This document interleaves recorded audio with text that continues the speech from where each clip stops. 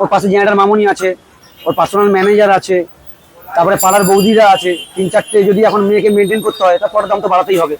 আর তোমাদের কাছে এক একটা পরোটার দাম কত থাকছে? 6 টাকা পার পিস। 6 টাকা? ভাইরাল শব্দটাকেই ঘৃণা করি। একটা পরোটাওয়ালা কি করে ভাইরাল হতে পারে? ভাইরাল হতে পারে না? না, ভাইরাল হতে পারে না। 2-4 জন মানুষের জনপ্রিয়তা আছে, ও চিনতে পেরেছে, সেটাই ঠিক আছে। একটা পরোটাওয়ালা কিসের ভাইরাল?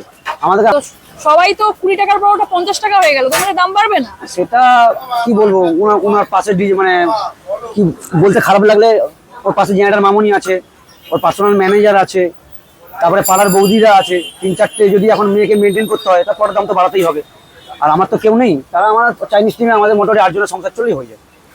তো আমাদের বিখ্যাত কাদুদা তো বলছে এখন ময়দার দাম বেড়ে গেছে তাই জন্য বাড়াতে হচ্ছে। ময়দার দাম তো এখন কমে গেছে, 36 টাকা হয়ে গেছে। যখন বাড়িয়েছিল তখন মানে যে দাম, ময়দার দাম কমেছে, উনি দাম বাড়িয়েছে। মানে জেনারেটর মামনি নাচার পর থেকে ওনার দাম বেড়ে গেছে, তো ওনাকে লম্বা পেমেন্ট দিতে হয়েছে, তাই জন্য হয়তো দাম বাড়িয়েছে।